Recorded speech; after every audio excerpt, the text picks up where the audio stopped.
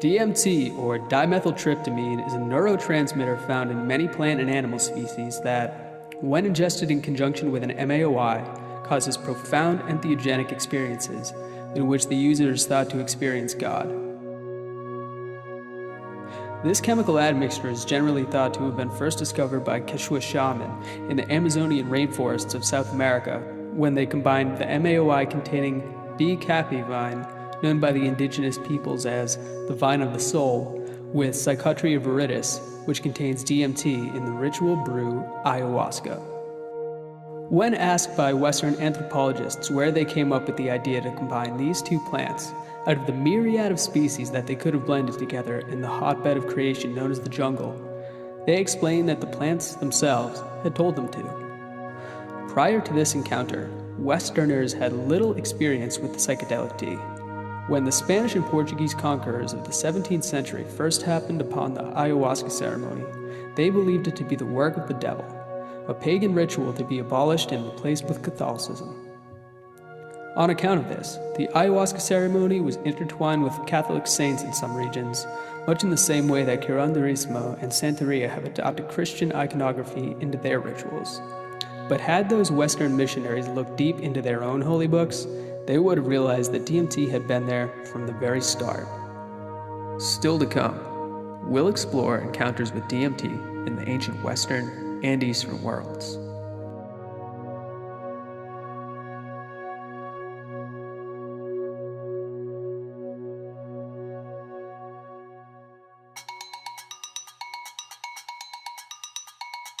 Many people believe that the Quechua people of South America were the first to encounter DMT in their discovery of the ceremonial tea, ayahuasca. But the origins of this psychedelic brew have been lost in the annals of history, as these mostly egalitarian tribes lack a written history and do not approach time from the same perspective that the Western world does.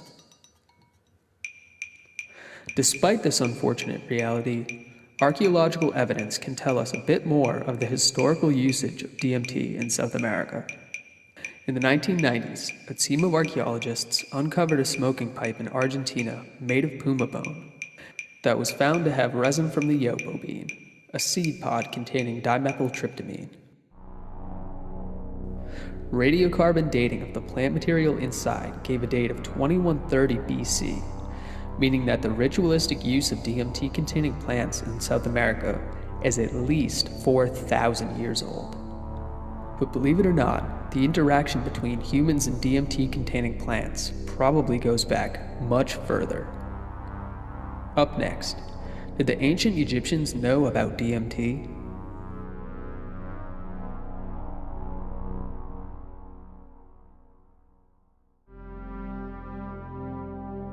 As the existence of DMT becomes more and more a part of the public consciousness, academic circles have begun to examine whether or not DMT had made its mark on the Western world. Already, evidence has come to light to suggest that this is in fact the case. For early examples of dimethyltryptamine use in Western culture, we needn't look any further than ancient Egypt. While the plants used in ayahuasca are not native to Egypt, DMT-containing plants are found literally all over the world. The ancient Egyptians were well aware of at least one of these plants, Acacia nilotica, which they called the Tree of Life. The Tree of Life is displayed prominently throughout Egyptian mythology, appearing in hieroglyphs and even being discovered in tombs that have been unearthed. Clearly, this plant was important to the ancient Egyptians. So important, in fact, that they believed Osiris, god of the underworld, was born beneath an acacia tree. And while the evidence for ritualistic use of acacia by the ancient Egyptians is purely circumstantial, their knowledge of endogenous DMT production was seemingly very sophisticated. It has been well documented that Egyptians routinely performed crude brain surgeries such as lobotomies, but it seems increasingly evident that their understanding of the human brain may not have been quite as archaic as we believe. Ancient hieroglyphs frequently feature this symbol, the Eye of Rah, the Egyptian god of the sun. This symbol was frequently celebrated in temple rituals for its life-giving powers and its protection over the spirit. But let's take a closer look. This ancient symbol looks incredibly similar to the pineal gland, the part of the brain responsible for the endogenous production of DMT, as confirmed by modern scientific experiments. Thought by many to be responsible for dreams, the meditative state, and even the near-death experience, the pineal gland is often known as the third eye, or, as Descartes put it, the seat of the soul. Is it possible that the ancient Egyptians were aware of the significance of this unassuming gland embedded deep in the tissue of the human brain? There's no way to know for certain, but it seems that various cultures throughout the ancient world were most likely peripherally aware of its existence. Up next, the ancient Indian brew that has the academic world stumped.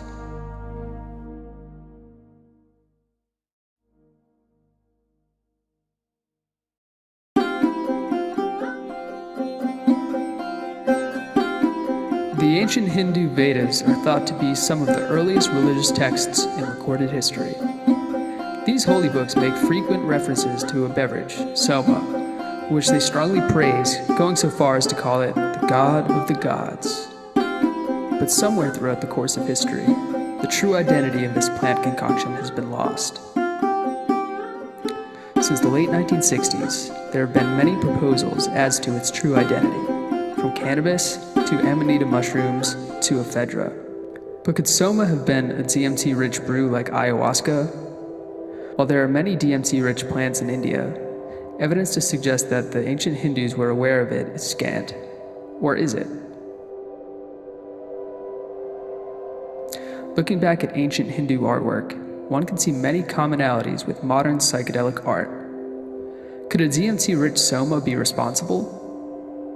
What we do know for certain is that ancient India was embedded in meditation.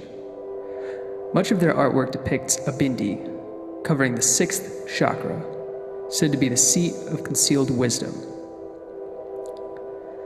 By altering their breathing patterns to correlate with those found in a trance-like experience, the ancient sadhus may have been able to ramp up endogenous DMT secretion. And soma, whatever it was, may have altered the user's consciousness enough to allow access to these breathing methods, effectively creating the meditative state.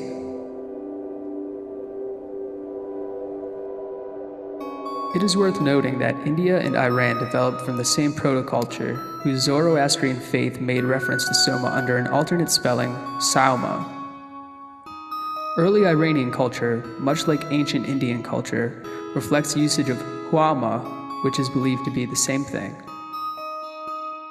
Is it possible then that hauma lived on through pre-Islamic pagan rituals, eventually finding its way into Islamic art, like the beautiful ceilings of these ancient mosques, which experts have noted to be very similar to the DMT experience? We may never know, but one thing is for certain. The other Abrahamic religious traditions, Christianity and Judaism, were almost certainly influenced by the use of entheogens like DMT. When we come back, we'll learn more about DMT's place in the Bible.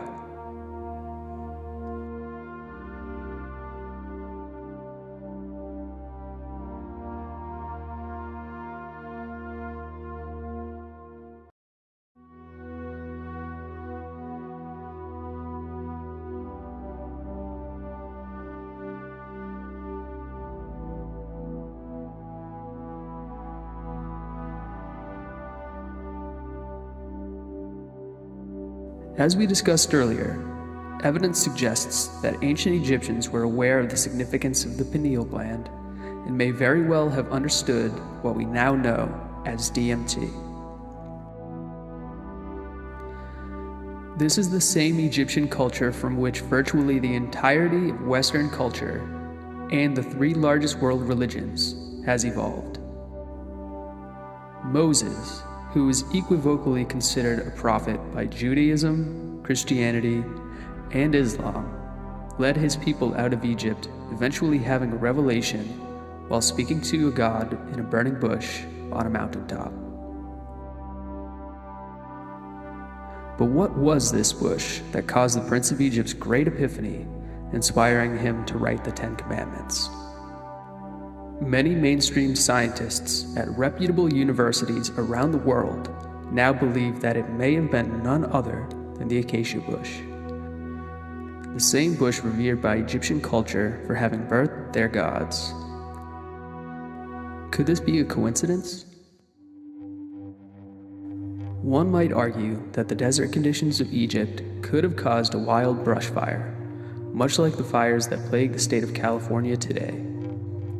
If Moses was close enough to one of these bushes, even with their minimal concentration of 1 to 3% DMT, the sheer volume of acacia burned would definitely cause a profound entheogenic experience, allowing Moses to communicate with the wise God in the burning bush. But Moses wasn't the only character from the Old Testament who was seemingly aware of DMT. In one chapter of Genesis, Jacob meets God face to face, wrestling and struggling with him before eventually having his life spared. This is clearly in line with the ayahuasca experience, which many say puts you in the presence of God and allows you to face your judgment. But correlation doesn't necessitate causation. Genesis goes on to have Jacob reminisce on the event.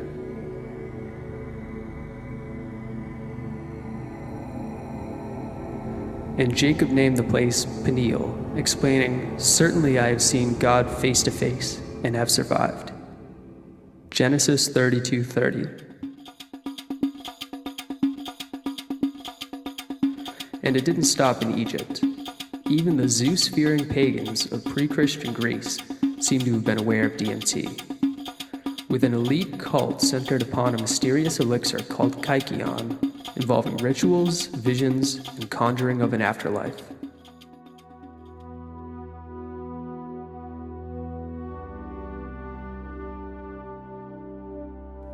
This ritual was held so sacred that in 415 BC, a Greek aristocrat was condemned for taking part in what is known as the Eleusinian Mysteries, in a private residence for recreational purposes. This ancient brew may well have been mixed with an MAOI-containing plant native to the region, such as Syrian rue, and could have been analogous to ayahuasca. This is not as far-fetched as it may seem. It is well documented that ancient Greek physicians used Syrian rue in medicine preparations, and acacia was also well revered and is native to Greece. What's more, ancient Greece saw the inclusion of the pine cone in much of its art, and may be the first culture to do so in world history. The pine cone is thought by many to represent the pineal gland, whose shape is somewhat similar to a pine cone. The same symbol has come to be found in most world religions, and is even visible on the lawn of St. Peter's Basilica in Vatican City.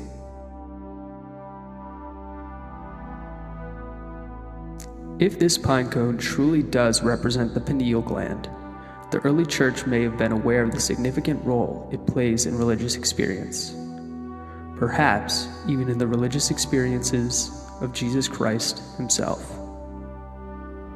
Coming up next, we'll explore the role of DMT in Christianity.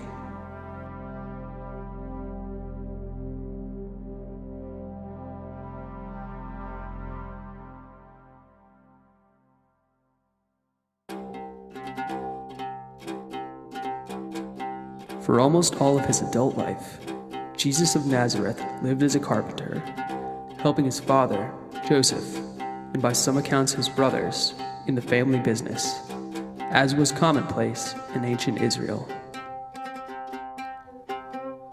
One day, upon visiting his cousin John in the desert, Jesus had an epiphany and started his ministry, which led to arguably the largest religion in the world.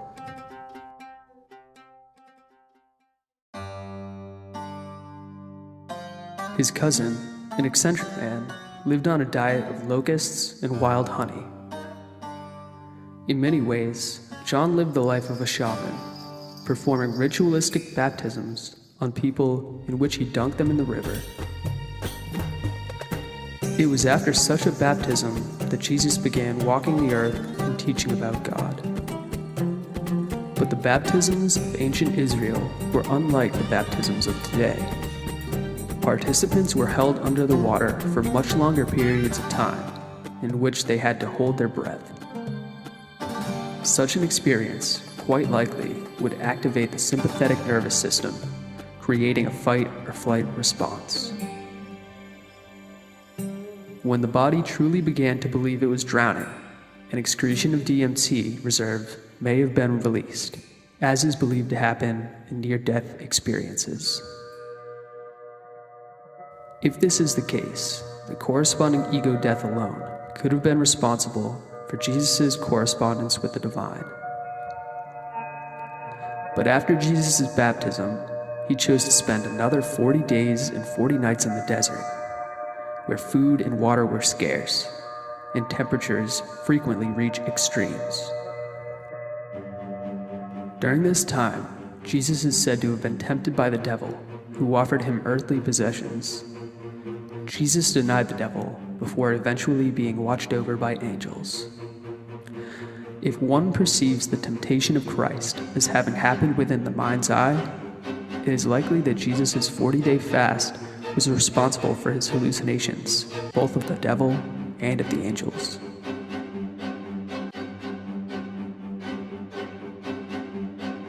Many contemporary psychonauts believe that fasting can increase endogenous production of the neurotransmitters melatonin and DMT, which were likely responsible for these visions.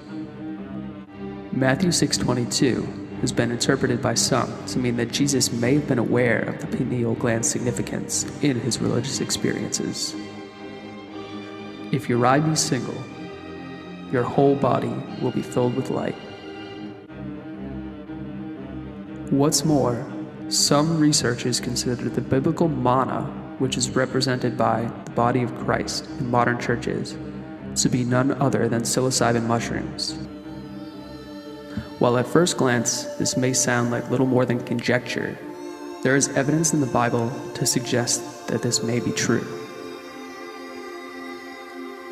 Throughout the Bible, manna is said to be a small, round food that was delivered by God along with the morning dew.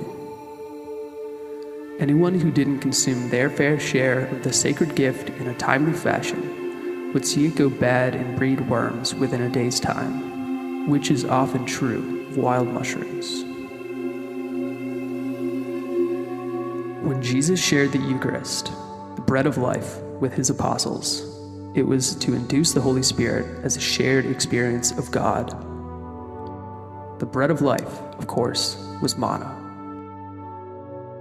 An awareness of this seems to echo throughout the Gnostic sects of the early Christian church until 325 AD, when the Council of Nicaea decided on a concrete framework for the Bible.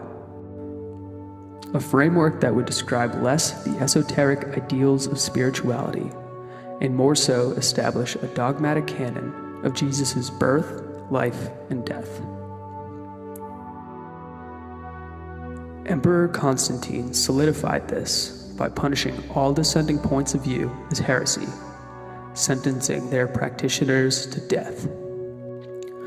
There is no way of knowing for certain, but this first ecumenical council may be the point in which Christian use of entheogens was suppressed by the Vatican, when it went underground and was carried on in hushed whispers throughout the Middle Ages, to be all but lost to the entirety of Western culture before finally re-emerging several centuries later, but this time within the teachings of an elusive secret organization. Coming up, could DMT have influenced the ideals of the Founding Fathers and even our own Constitution?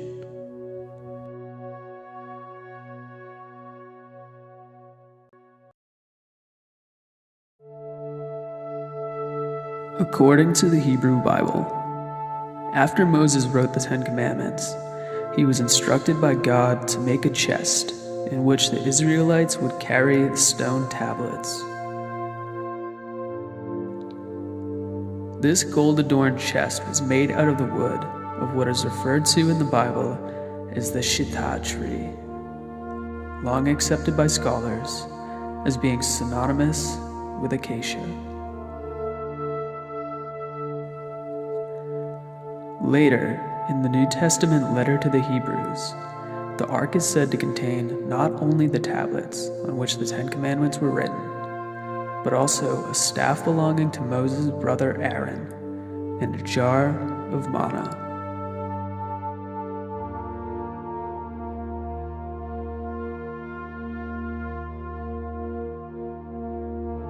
After their exodus from Egypt to the Holy Land, the Jewish people needed a place to keep the ark, erecting Solomon's temple, in part, as its holding place. Hiram Abif was the chief architect of King Solomon's temple. One day, when the temple was nearing completion, Hiram was attacked and killed by 3 men, who buried his body, marking it only with the branch of an acacia tree. Many believe that these men attacked Hiram in an attempt to get information out of him. When he refused to give up his secrets, he was killed. Is it possible that outside the secrets of his architectural techniques, Hiram had been informed of the secrets of the ark, or even the identity of the burning bush, by the Israelites? Beyond this legend, too little is known of Hiram Abif's life to grasp what he may have actually known.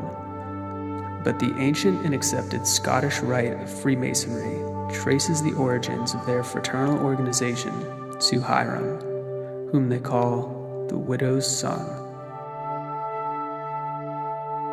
While many people believe that the Freemasons may have helped to protect and transport the Ark of the Covenant after the destruction of King Solomon's temple, there is no real evidence to suggest that this is so.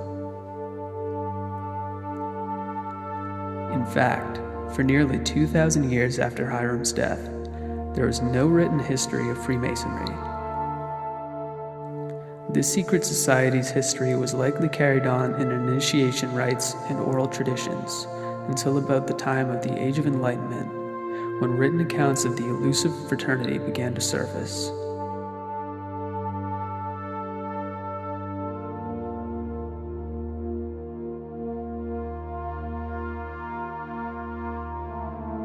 Not only is the occult symbolism of Freemasonry littered with references to an all-seeing eye, but amazingly, acacia is said to be the first matter in an alchemical preparation that is part of a sacred Masonic ritual. According to the apprentice and companion's ritual of Count Cagliostro's Egyptian rite, the candidate shall drink the liquid placed upon the master's altar, raising his spirit in order to understand the following speech, which the worshipful master shall address to him at the same time. In essence, one must drink this acacia potion in order to understand the lecture that they are about to partake in. Cagliostro was an Italian mystic whose specific brand of Freemasonry, the Egyptian rite, among others, borrowed elements from the Naqshbandi tradition of Sufi Islam, self-borrowing heavily from pre-Islamic pagan traditions that focus largely on meditation. This sect of Islam views the MAOI containing Syrian rue as the true identity of the burning bush on Mount Sinai.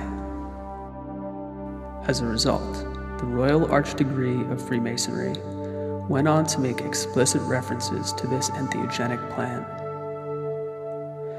This is interesting in that DMT requires an MAOI to be psychoactive orally, as monoamine oxidase, found naturally in the lining of the gut, causes DMT to break down too quickly when ingested. It is the unity of a plant that contains dimethyltryptamine and a plant that inhibits monoamine oxidase that allows ayahuasca and similar brews their psychedelic properties. It is easy to conceive then that Syrian rue may have also been an ingredient in the Mason's elixir. While Cagliostro's ritual goes on to reference an acacia potion several more times, it is not the only reference to the DMT-rich plant in Freemasonry.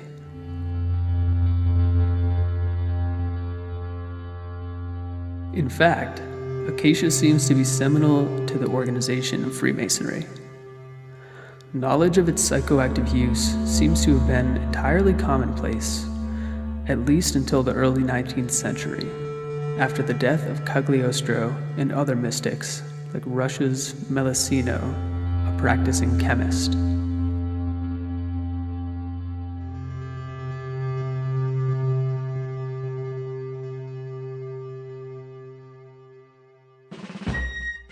It was during this time that Benjamin Franklin, along with George Washington and, arguably, Thomas Jefferson, were initiated into the Masonic Rite, which begs the question, did DMT play a role in the morality of the Founding Fathers, as it almost certainly did for Moses? After all, much like Moses, the views of our Founding Fathers were considerably progressive for their time. Could DMT have assisted them in their forward-thinking views, like a wide range of psychedelics have for some of the greatest thinkers of modern times? Could it be that the foundation of our entire legal system, the Constitution, was in part the result of the psychedelic epiphanies of these Enlightenment-era thinkers? For every culture and every society that we have discussed, there are countless other instances of the use of entheogens, from Amanita muscaria use in the shamanic traditions of Siberia to Blue Lotus's revered status in ancient Egypt and India. If this much of what we hold sacred, if nearly our entire civilization, is actually rooted in the usage of entheogenic plants, perhaps these ancient visionary tools can help to shed light on our modern world and guide us towards a brighter future for humanity.